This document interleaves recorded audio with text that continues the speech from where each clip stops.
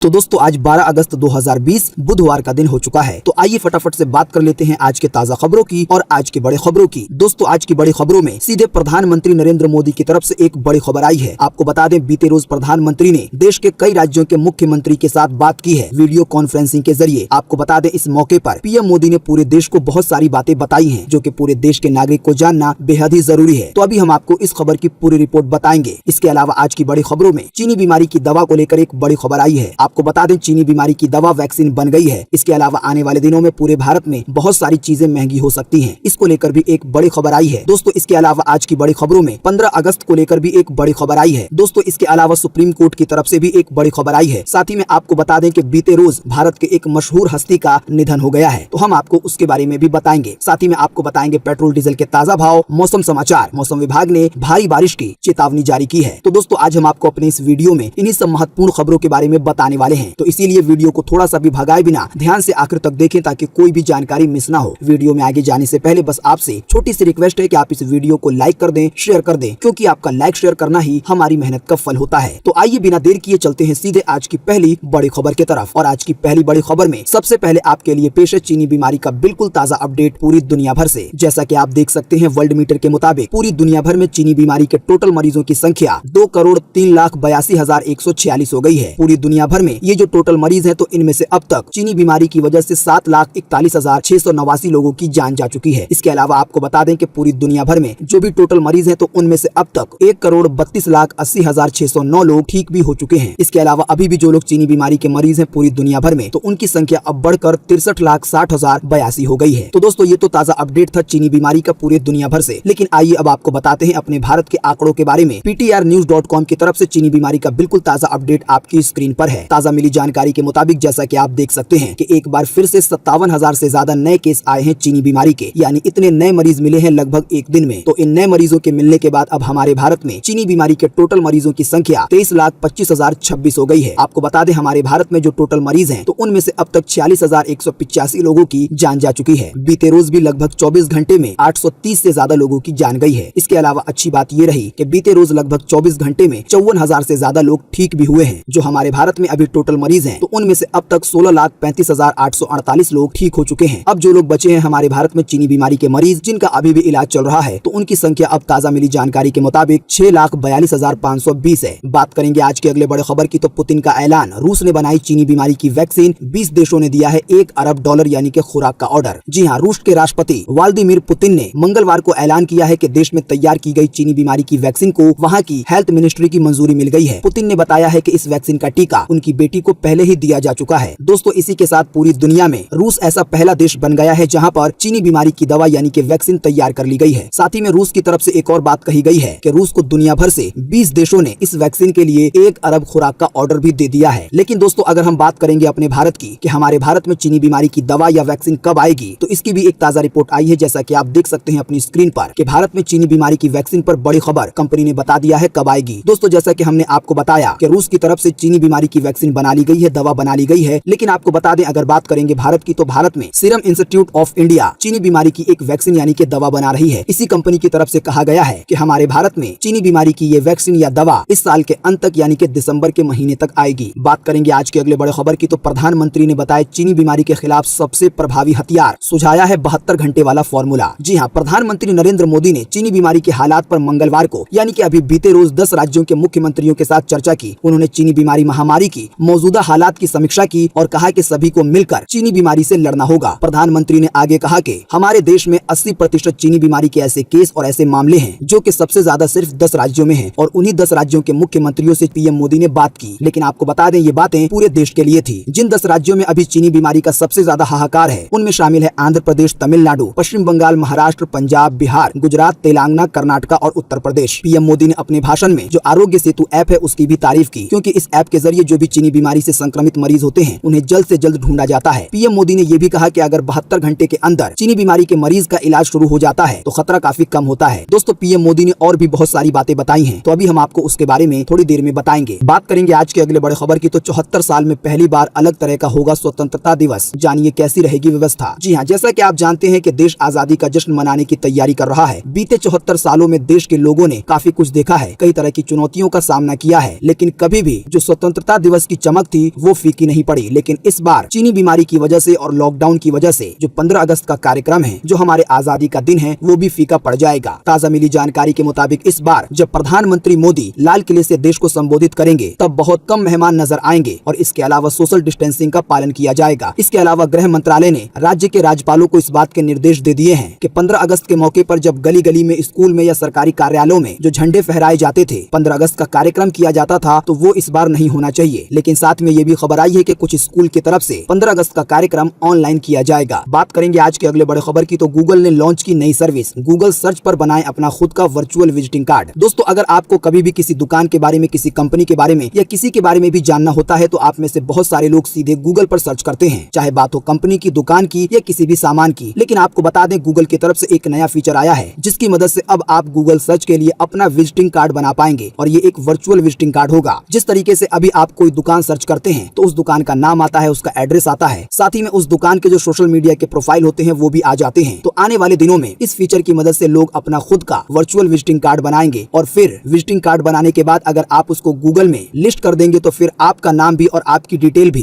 Google में search करने से उसी तरीके से आएगी जिस तरीके से अभी दुकानों के एड्रेस, नाम वगैरह आते हैं। तो इससे लोगों को ढूंढना भी काफी आसान हो जाएगा। गूगल के इस नए फीचर का नाम है पीपल कार्ड्स। बात करेंगे आज के अगले बड़े खबर की, तो संपत्ति में बेटियां भी है बराबर की हकदार। सुप्रीम कोर्ट ने एक केस में सुनाया है ऐसा फैसला। जी हाँ, सुप्रीम कोर्ट ने हिंदू उत्तराधिकारी कानून 2005 के बारे में एक अहम फैसला सुनाया है, जिसके तहत ये बताया गया है कि जिस तरह बेटे माता पिता की संपत्ति में अधिकार रखते हैं तो उसी तरीके से अब बेटियों को भी बिल्कुल बराबर का हक दिया जाएगा। जस्टिस मिश्रा ने जब फैसला किया तो उन्होंने साथ में ये भी बात कही कि जो माँ बाप होते हैं वो बेटे और बेटियों को बिल्कुल एक जैसा प्यार देते हैं, इसीलिए बेटियों को भी संपत्ति में बराबर का हक मिलना चाहिए। बात करेंगे आज के अगले बड़े खबर की, तो जीडीपी में आजादी के बाद की सबसे बड़ी गिरावट संभव, अभी से हो चीनी बीमारी वैक्सीन लगाने की दिशा में काम। नारायण मूर्ति का बयान। जी हाँ, विश्व की तमाम एजेंसियां ने आशंका जताई है कि चीनी बीमारी के कारण भारत की जो जीडीपी है वो 3 से 9% तक गिर सकती है। इसका मतलब ये हुआ कि जीडीपी जितनी ज्यादा गिरेगी, अर्थव्यवस्था जितनी ज्यादा कमजोर होगी, तो जो गरीब लोग हैं उन पे उतना ज्यादा असर पड़ेगा, क्योंकि बहुत सारी चीजें महंगी हो सकती हैं। हाल ही में रिजर्व बैंक की मॉनेटरी पॉलिसी कमेटी की बैठक हुई, उसके बाद गवर्नर शक्तिदास ने कहा था कि इस साल विकास दर में गिरावट की पूरी संभावना है। साथ ही में दोस्तों आपको बता दें, इसी बीच इन्फोसिस के संस्थापक एनआर नारायण मूर्ति ने मंगलवार को आशंका जताई है कि चीनी बीमारी के चलते इस साल में देश की आर्थिक गति आजादी के बाद सबसे खराब हालात में होगी। बात करेंगे आज के अगले बड़े खबर की, तो कृष्ण जन्माष्टमी, गणेश चतुर्थी और मुहर्रम को लेकर सरकार ने जारी की है गाइडलाइन, जुलूस निकालने पर लगा दी है रोक। जी हाँ, सरकार ने अगस्त में पड़ने वाले त्योहारों कृष्ण जन्माष्टमी, गणेश चतुर्थी और मुहर्रम को लेकर नए नियम जारी किए हैं। सरकार ने त्योहारों में जुलूस निकालने पर पाबंदी लगाई है। चीनी बीमारी के संक्रमण को रोकने के लिए धर्म गुरुओं से इस बात की अपील की गई है कि वो लोगों को समझाएं कि लोग जुलूस न निकालें और भीड़ इकट्ठा न करें त्योहारों के मौके पर भी। गाइडलाइन के अनुसार गणेश चतुर्थी पर पूजा पंडाल में मूर्ति की स्थापना नहीं की जाएगी और न ही शोभा यात्रा निकाली जाएगी। साथ ही में मुहर्रम के दौरान जो एक बड़ा जुलूस निकलता है तो उस पर भी रोक लगा दी गई है। सरकार ने धार्मिक स्थलों पर भीड़ जमा न हो इसके निर्देश जारी किए हैं। फिलहाल ये नए नियम यूपी सरकार की तरफ से आए हैं, लेकिन इस तरह के नियम पूरे देश के लिए हैं, क्योंकि पूरे देश में ये नियम पहले से ही है कि कहीं पर भी भीड़ इकट्ठा नहीं होनी चाहिए। बात करेंगे आज के अगले बड़े खबर की, तो नहीं रहे मशहूर शायर राहत इंदौरी, दिल का दौरा पड़ने से निधन। चीनी बीमारी के भी मरीज थे। जी हाँ, चीनी बीमारी से संक्रमित मशहूर शायर राहत इंदौरी का दिल का दौरा पड़ने से निधन हो गया है। आपको बता दें, उनकी उम्र 70 साल थी। राहत इंदौरी ने इंदौर के अरविंदो अस्पताल में अंतिम सांसें ली। उन्होंने खुद ही अपने चीनी बीमारी के संक्रमित होने की जानकारी अपने ट्वीट के जरिए दी थी। ताज़ा मिली जानकारी के मुताबिक आपको बता दें कि राहत इंदौरी हिंदुस्तान के एक बहुत बड़े शायर थे, जिन्होंने ऐसी शायरी की है जो कि लोगों की जबानों पर ऐसे ही याद है। इसके अलावा राहत इंदौरी ने कई सारे फिल्मों के गीत भी लिखे थे। ताज़ा मिली जानकारी के मुताबिक उनका एक शेर बहुत ज्यादा फेमस हुआ, जिसमें राहत इंदौरी ने कहा था कि यहाँ की मिट्टी में, यानी कि भारत की मिट्टी में सभी का खून है शामिल, किसी के बाप का हिंदुस्तान थोड़ी है। बात करेंगे आज के अगले बड़े खबर की, तो पूर्व राष्ट्रपति प्रणब मुखर्जी की हालत नाजुक, ब्रेन सर्जरी के बाद वेंटिलेटर सपोर्ट पर। जी हाँ, सेना के रिसर्चर एंड रेफरल अस्पताल ने मंगलवार को बताया है कि भारत के पूर्व राष्ट्रपति प्रणब मुखर्जी की हालत नाजुक बनी हुई है। राष्ट्रपति को वेंटिलेटर पर रखा गया है। अभी एक दिन पहले ही उनके ब्रेन की सर्जरी की गई थी। उनके ब्रेन में खून का एक थक्का था, इसी के लिए उनकी सर्जरी की गई, लेकिन अभी वो चीनी बीमारी के मरीज हैं और इनकी हालत भी नाजुक है। बात करेंगे आज के अगले बड़े खबर की, तो सुशांत सिंह के केस को लेकर फिर बड़ी खबर। घेरे में रिया चक्रवर्ती, ईडी ने 4 फोन, 1 आईपैड और 1 लैपटॉप किया सीज, यानी कि जब्त। जी हाँ, सुशांत सिंह राजपूत केस में रिया चक्रवर्ती प्रवर्तन निदेशालय के घेरे में है। रिया चक्रवर्ती अपने भाई शौविक चक्रवर्ती और पिता इंद्रजीत चक्रवर्ती के साथ सीधे ईडी के पास पहुंची। तीनों से सुशांत की कंपनी में उनकी भागीदारी के बारे में पूछताछ की गई। अब ताज़ा जानकारी के मुताबिक ईडी ने तीनों के इलेक्ट्रॉनिक गैजेट अपने कब्जे में ले लिए हैं और इसको सीज कर दिया है। एक रिपोर्ट के मुताबिक ईडी ने 4 फोन अपने कब्जे में लिए हैं। इनमें 2 फोन रिया के हैं और 1 फोन उनके भाई का और 1 फोन उनके फादर का है। इसके अलावा शौविक का एक आईपैड, इसके अलावा रिया के फादर का एक लैपटॉप भी जब्त किया गया है। इन फोन में, इन लैपटॉप में जो भी एक्टिविटी की गई है अब उसकी जांच की जाएगी। सुशांत सिंह के केस को लेकर एक और बहुत बड़ी खबर आई है जो कि सुप्रीम कोर्ट से है। जैसा कि आप देख सकते हैं कि करीब 3 घंटे चली सुप्रीम कोर्ट में सुनवाई। रिया की याचिका पर फैसला सुरक्षित। जी हां, अभिनेता सुशांत सिंह राजपूत की जान जाने के मामले में बीते रोज अभिनेत्री रिया चक्रवर्ती की 2 याचिकाओं पर सुप्रीम कोर्ट ने सुनवाई की। रिया ने अपनी एक याचिका में कहा है कि सुशांत सिंह के पिता ने जो पटना में यानी कि बिहार में जो FIR दर्ज की है तो उस केस को मुंबई पुलिस की तरफ ट्रांसफर कर दिया जाए, यानी इस केस की छानबीन महाराष्ट्र की पुलिस करे। वहीं एक तरफ सुशांत सिंह के जो परिवार वाले हैं उनका ये कहना है कि उनको महाराष्ट्र पुलिस पर बिल्कुल भरोसा नहीं है। साथ ही में आपको बता दें कि रिया चक्रवर्ती की तरफ से CBI जांच का भी विरोध किया जा रहा है। लेकिन आपको बता दें अभी कुछ दिन पहले खुद रिया चक्रवर्ती कह रही थी कि इस केस की CBI जांच होनी चाहिए, लेकिन अभी वो खुद मुकर गई हैं। सुप्रीम कोर्ट ने ये फैसला अपने पास सुरक्षित रख लिया है कि बिहार से सुशांत सिंह का केस मुंबई ट्रांसफर होगा या नहीं और इसके अलावा इस केस की जांच CBI भी करेगी या नहीं। लेकिन फिलहाल फैसला सुनाया नहीं गया है। गुरुवार को यानी कि कल सुप्रीम कोर्ट की तरफ से ये फैसला आ सकता है। बात करेंगे आज के अगले बड़े खबर की तो 4.5 महीने से बंद मेट्रो सेवाएं जल्द हो सकती हैं शुरू। बस सरकार के निर्देश का है इंतजार। जी हां, पिछले करीब 4.5 महीने से बंद दिल्ली मेट्रो एक बार फिर से यात्रियों को सेवाएं देने के लिए तैयार है। अब दिल्ली मेट्रो रेल कॉर्पोरेशन को केंद्र सरकार की मंजूरी मिलने का इंतजार है। चर्चा है कि 15 अगस्त के बाद मेट्रो का परिचालन शुरू करने के लिए तैयारियां शुरू कर दी गई हैं। बात करेंगे आज के अगले बड़े खबर की तो अब तय लिमिट में मिलेगा पेट्रोल। बाइक वालों को मिलेगा सिर्फ 5 लीटर तो कार वालों को मिलेगा महज 10 लीटर। दोस्तों, जैसा कि आप जानते हैं कि चीनी बीमारी की वजह से और लॉकडाउन की वजह से हमारे काफी सारे कामों की सीमा तय कर दी गई है। हालांकि अब ये धीरे धीरे सामान्य हो रहा है। बहुत सारी चीजें खुल रही हैं। आपको बता दें इसी बीच भारत के एक राज्य ने एक नया नियम लागू किया है जिसके तहत स्कूटर वालों को अब सिर्फ 3 लीटर पेट्रोल मिलेगा तो बाइक वालों को सिर्फ 5 लीटर, वहीं कार वालों को एक बार में अब सिर्फ 10 लीटर पेट्रोल या डीजल मिलेगा। आपको बता दें ये फैसला मिजोरम की सरकार ने लिया है। दोस्तों, आइए आपको लगे हाथ तो पेट्रोल डीजल का भी ताजा भाव बता देते हैं। जैसा कि आप देख सकते हैं अपनी स्क्रीन पर पेट्रोल डीजल के ताजा दाम जारी। आइए बताएं आज क्या है कीमत। जी हाँ, सरकारी तेल कंपनियों की तरफ से काफी दिनों से पेट्रोल डीजल दोनों में ही काफी राहत दी जा रही है, यानी पेट्रोल डीजल के दाम नहीं बढ़ रहे और न ही ये सस्ते हो रहे हैं। काफी दिनों से पेट्रोल डीजल के दाम स्थिर हैं। ताजा मिली जानकारी के मुताबिक अभी आपको राजधानी दिल्ली में 1 लीटर पेट्रोल अपने पुराने दाम यानी कि 80 रुपए 43 पैसे का मिलेगा। वहीं अगर बात करेंगे डीजल की तो आपको 1 लीटर डीजल दिल्ली में 73 रुपए 56 पैसे का मिलेगा। बाकी कोलकाता, मुंबई, चेन्नई में पेट्रोल डीजल का ताजा भाव क्या है वो आपकी स्क्रीन पर है। आप वीडियो को पॉज करके देख सकते हैं। अगर आप इन शहरों में नहीं रहते हैं तो हम आपको इसी वीडियो के नीचे डिस्क्रिप्शन में एक लिंक देंगे जिस पर आप क्लिक करके अपने शहर के भी पेट्रोल डीजल का ताजा भाव जान पाएंगे। बात करेंगे आज के अगले बड़े खबर की तो ATM की धोखाधड़ी से बचने के लिए SBI ने बताए 10 उपाय। आइए बताएं इसके बारे में। जी हाँ, बैंक अपने ग्राहकों को समय समय पर धोखाधड़ी से बचने के लिए उपाय बताते रहते हैं। आपको बता दें भारत के सबसे बड़े बैंक ने धोखाधड़ी से बचने के लिए एक बार फिर से लोगों को सलाह दी है कि लोगों को क्या करना है और क्या नहीं करना है। स्टेट बैंक ऑफ इंडिया की तरफ से जो ताजा जानकारी आई है उसके मुताबिक 10 ऐसी बातें बताई गई हैं जिसका पालन ATM से पैसे निकालने वाले अगर करेंगे तो वो कभी भी शायद धोखे का शिकार नहीं होंगे। SBI की तरफ से ये जानकारी दी गई है कि जब भी आप ATM से पैसा निकालने जाएं तो आसपास जासूसी कैमरे देखें, यानी कि जहां पर आप पिन वगैरह टाइप करते हैं उसके पास। साथ ही में जो रसीद निकलती है पैसे निकालने के बाद तो उसको या तो पूरी तरीके से फाड़ दें या अपने पास रखें। वो रसीद किसी को दिखाए नहीं क्योंकि उससे भी खतरा हो सकता है। इसके अलावा आप अपने ATM पिन को अपने कार्ड पर या यहाँ वहाँ लिख कर ना रखें। इसके अलावा एक और जरूरी बात कि ATM से पैसे निकालते वक्त अगर कोई आदमी आपके पीछे खड़ा है तो उससे जरूर सावधान रहिए। कोशिश कीजिए कि आप जब भी ATM के अंदर जाएं तो सिर्फ आप अकेले हों। दोस्तों, इसके अलावा SBI की तरफ से और भी कुछ बातें बताई गई हैं जो कि आपकी स्क्रीन पर है। आप वीडियो को पॉज करके बिल्कुल तसल्ली से पढ़ सकते हैं। वैसे हम आपको इसी वीडियो के नीचे डिस्क्रिप्शन में एक और लिंक देंगे जिस पर आप क्लिक करके SBI ने जो भी बातें बताई हैं उसको आप बिल्कुल आसानी से देख पाएंगे। दोस्तों, अगली खबर के बारे में बताने से पहले हम आपको PM मोदी की तरफ से जो कुछ बातें बताई गई थी उसके बारे में भी बता दें। हमने आपको वीडियो के शुरू में PM मोदी के बारे में कुछ बातें बता दी हैं जो अभी हाल ही में PM मोदी ने वीडियो कॉन्फ्रेंसिंग के जरिए की और PM मोदी का एक वीडियो जारी हुआ पूरे देश के लिए। तो हम आपको उस वीडियो का लिंक भी इसी वीडियो के नीचे डिस्क्रिप्शन में दे देंगे ताकि आप उस पर क्लिक करके PM मोदी के और भी बातों को जान पाएं जिसका ऐलान अभी हाल ही में बीते रोज PM मोदी ने किया है। बात करेंगे आज के अगले बड़े खबर की तो ऑटो रिक्शा पर बनाया शानदार घर, अंदर से दिखता है ऐसा। दोस्तों, क्या आपने कभी ऑटो रिक्शा पर पूरा एक बेडरूम देखा है? अगर नहीं देखा है तो ये गजब का घर आप अपनी स्क्रीन पर देख लीजिए। आपको बता दें एक ऑटो रिक्शा पर ऐसा घर बनाया गया है जो कि देखने में किसी भी प्रोफेशनल बेडरूम से कम नहीं है। साथ ही में घर के ऊपर सोलर पैनल है, यानी धूप से बिजली बनती है और इससे बिजली की सुविधा भी इस घर में मिलती है। इसकी बहुत सारी तस्वीरें हैं अंदर की बाहर की, हम एक एक करके तो नहीं दिखा पाएंगे लेकिन हम आपको इसी वीडियो के नीचे डिस्क्रिप्शन में एक लिंक दे देंगे। बात करेंगे आज के अगले बड़े खबर की तो लावा ने 1333 रुपए की शुरुआती कीमत पर लॉन्च किए नए मोबाइल फोन। आइए बताएं इसके बारे में। जी हाँ, स्मार्टफोन कंपनी लावा ने जो कि भारत की है उसने 3 फोन लॉन्च किए हैं, Z61 Pro, लावा A5 और लावा A9 लाइव। आपको बता दें इसे प्राउडली इंडिया के स्पेशल एडिशन में भारत में लॉन्च किया गया है। यानी इनमें से कुछ फोन ऐसे हैं जिसके बैक पैनल पर आपको हमारे भारत का तिरंगा दिखाई देगा, कुछ इस तरीके से जैसा कि आप अभी अपनी स्क्रीन पर देख रहे हैं। आपको बता दें जो 3 फोन हैं तो उसमें से एक फोन की कीमत 1333 रुपए है, जो कि एक फीचर यानी कि बटन वाला फोन है, लावा A5। इसके अलावा लावा A9 लाई है जो आपको लगभग 1600 के करीब मिल जाएगा। इसके अलावा इसमें एक फोन है स्मार्टफोन जो है Z61। ये फोन आपको लगभग 5700 रुपए का मिलेगा। जल्दी ये फोन आपको फ्लिपकार्ट पर और इसके अलावा ऑफलाइन दुकानों पर देखने को मिलेगा। बात करेंगे आज के अगले बड़े खबर की, तो अभी नहीं चलेंगी पैसेंजर ट्रेनें, जारी रहेंगी स्पेशल सर्विस। रेलवे का बड़ा फैसला। जी हाँ, भारतीय रेलवे ने कहा है कि सभी नियमित यात्री ट्रेनें अगले नोटिस आने तक बंद रहेंगी, यानी कि निलंबित रहेंगी। सिर्फ जो 230 स्पेशल ट्रेनें चल रही हैं वो चलती रहेंगी। रेलवे ने अपने एक बयान में ये फैसला लिया है। साथ ही में ये भी खबर आ चुकी है कि फिलहाल पैसेंजर ट्रेनें भी नहीं चलने वाली। जो भी नियमित ट्रेनें हैं जो कि पहले चलती थी, इसके अलावा जो पैसेंजर ट्रेनें हैं वो कब तक चलेंगी इसकी कोई डेट नहीं है। बात करेंगे आज के अगले बड़े खबर की, तो 13 अगस्त से इस देश की यात्रा कर पाएंगे हवाई यात्री। जारी किया गया है शेड्यूल। जी हाँ, अगर आप जर्मनी की यात्रा की प्लानिंग कर रहे हैं तो फिर इस महीने से हवाई यात्रा शुरू हो रही है। जर्मनी की एक विमान कंपनी है जो कि 13 अगस्त से दिल्ली, मुंबई और बेंगलुरु से जर्मनी के लिए हवाई यात्रा शुरू कर रही है। दोनों देशों की सरकारों के बीच इसके लिए समझौता हुआ है। इसके अलावा आने वाले महीने से लोग लंदन के लिए भी हवाई यात्रा कर पाएंगे। इसके अलावा वैध वीजा के साथ अभी खबर आई थी कि यूएई का सफर भी कर पाएंगे। दोस्तों, अगली खबर के बारे में बताने से पहले आपके लिए एक बड़ा सर्वे और एक बड़ा सवाल, जिसका अगर आप जवाब देंगे तो इससे बहुत कुछ पता चलेगा पूरे देश के लिए। जैसा कि अभी हमने आपको थोड़ी देर पहले बताया कि गृह मंत्रालय की तरफ से इस बात के निर्देश दिए गए हैं कि इस बार 15 अगस्त में स्कूल में, सरकारी कार्यालयों में, इसके अलावा जहाँ जहाँ पर भी भीड़ इकट्ठा हो सकती है तो वहाँ पर 15 अगस्त का कार्यक्रम ना किया जाए। हालांकि अगर ज्यादा भीड़ ना हो तो झंडे फहरा सकते हैं। तो दोस्तों, आप हमें इसी वीडियो के नीचे कमेंट बॉक्स में कमेंट करके बताएं कि सरकार का ये फैसला आपकी राय के हिसाब से सही है या गलत। 15 अगस्त के मौके को देखते हुए आप अपना जवाब इसी वीडियो के नीचे कमेंट बॉक्स में जरूर लिखें। बात करेंगे आज के अगले बड़े खबर की, तो आज 12 अगस्त 2020 को ये रहेगा मौसम का हाल। मौसम विभाग ने जारी किया है मौसम का पूर्वानुमान। जी हाँ, मौसम विभाग के अनुसार अगले 24 घंटे के दौरान उप हिमालय पश्चिम बंगाल में, सिक्किम में, असम में, मेघालय में, अरुणाचल प्रदेश में, उत्तर प्रदेश के पश्चिमी और मध्य भागों में, इसके अलावा राजस्थान में और इसके अलावा गुजरात के पूर्वी क्षेत्रों में हल्की से मध्यम बारिश हो सकती है। कुछ स्थानों पर भारी बारिश की भी आशंका जताई गई है। इसके अलावा पश्चिमी हिमालय राज्यों में, पंजाब में, हरियाणा में, दिल्ली में, मध्य प्रदेश में, छत्तीसगढ़ में, तेलंगाना में, विदर्भ में, आंतरिक कर्नाटका में, अंडमान निकोबार द्वीप समूह में, लक्षद्वीप में, उड़ीसा में, गंगीय पश्चिम बंगाल में, झारखंड में, बिहार में और पूर्वी उत्तर प्रदेश में भी हल्की से मध्यम बारिश का अनुमान है। इसके अलावा सौराष्ट्र में, कच्छ में, रॉयल सीमा में, तमिलनाडु में भी हल्की फुल्की बारिश हो सकती है। दोस्तों, वैसे आपको बता दें कि मौसम विभाग का ये अनुमान स्काईमेट वेदर की तरफ से 11 अगस्त के लिए बताया गया है, लेकिन इससे ही मिलता जुलता आज भी कुछ मौसम रह सकता है। बात करेंगे आज के अगले बड़े खबर की, तो यहाँ 12वीं पास के लिए नौकरी का शानदार मौका। जी हाँ, अगर आप भी 12वीं पास है और सरकारी नौकरी की तलाश में भटक रहे हैं तो ये एक सुनहरा मौका है। दरअसल जानकारी के मुताबिक सहायक उत्पादन केंद्र अलेमको ने कई सारे पदों पर वैकेंसी निकाली है, जिसमें आप अपनी योग्यता के अनुसार आवेदन कर सकते हैं अगर आप योग्यताओं को पूरा करते हैं, अगर आपकी इसमें रुचि है। ताजा मिली जानकारी के मुताबिक आप इस वाली वैकेंसी में 24 अगस्त 2020 तक आवेदन कर सकते हैं। दोस्तों, इसके अलावा आपको बता दें कि आर्मी स्कूल में भी टीचिंग के लिए और नॉन टीचिंग के पदों पर भर्तियां निकाली गई हैं, तो आप इसमें भी सरकारी नौकरी के लिए आवेदन कर सकते हैं। इसमें भी काफी सारे पद खाली हैं। जानकारी के मुताबिक आप इस वाली वैकेंसी में 17 अगस्त 2020 तक आवेदन कर सकते हैं। इसके अलावा आपको बता दें कि यूपीएससी ने भी कई पदों पर भर्तियां निकाली हैं, साइंटिफिक ऑफिसर, लेक्चरर्स, इसके अलावा एडिटर, इसके अलावा और भी कई दूसरे पदों पर सरकारी नौकरी निकाली है। तो जो भी लोग इस वैकेंसी की योग्यता को पूरा करते हैं, जिनकी इसमें रुचि है, तो वो लोग 27 अगस्त 2020 तक इसमें ऑनलाइन अप्लाई कर सकते हैं। साथ ही में आपको बता दें, जैसा कि आप देख सकते हैं कि ओएनजीसी में भी कई सारे पदों पर भर्तियां निकाली गई हैं, जिसमें आवेदनकर्ता 12 अगस्त 2020 से आवेदन करना शुरू कर सकते हैं। आवेदन करने की अंतिम तिथि ओएनजीसी रिक्वायरमेंट में 10 सितंबर 2020 है। तो दोस्तों, अभी हमने आपको 4 तरह की वैकेंसी के बारे में बताया है। वैकेंसी की जो बेसिक बातें थी वो हमने आपको बता दी। इसके अलावा हम आपको इसी वीडियो के नीचे डिस्क्रिप्शन में एक लिंक देंगे, जिस पर आप क्लिक करके इन चारों ही वैकेंसी के बारे में अधिक जान पाएंगे। बात करेंगे आज के अगले बड़े खबर की, तो मथुरा में है देश का पहला हाथी स्मारक। सीता लूना चंपा की दिलाता है याद। दोस्तों, उत्तर प्रदेश के मथुरा में देश का एकमात्र ऐसा स्मारक है जो कि हाथियों की याद में बनाया गया है। आपको बता दें, ये स्मारक उन हाथियों के हैं जो कि इंसानों की दरिंदगी का शिकार हुए, यानी इनको इंसानों ने मारा। बात करेंगे आज के अगले बड़े खबर की, तो सोना चांदी खरीदने का सुनहरा मौका, कीमत में हुई है बड़ी गिरावट। जी हाँ, सोने चांदी के दाम को लेकर बड़ी खबर आई है। आपको बता दें, बीते रोज दिल्ली के सर्राफा बाजार में सोने पर 1317 रुपए की गिरावट हुई है, जिसके बाद अभी दिल्ली के सर्राफा बाजार में 10 ग्राम सोने की कीमत 54,763 रुपए है। अगर बात करेंगे चांदी की, तो चांदी पर भी 2,934 रुपए की गिरावट दर्ज हुई है, जिसके बाद अभी आपको दिल्ली के सर्राफा बाजार में 1 किलो चांदी 73,600 रुपए की मिलेगी। तो दोस्तों, आज 12 अगस्त 2020 की यही ताजा खबरें थी और महत्वपूर्ण खबरें थी। उम्मीद करते हैं इससे आपको काफी कुछ जानकारी मिली होगी। हम बस इसके बदले में आपसे इतना ही चाहते हैं कि आप इस वीडियो को लाइक कर दें, शेयर कर दें, क्योंकि आपका लाइक शेयर करना ही हमारी मेहनत का फल होता है। वीडियो देखने के लिए आपका बहुत बहुत धन्यवाद। Thanks for watching.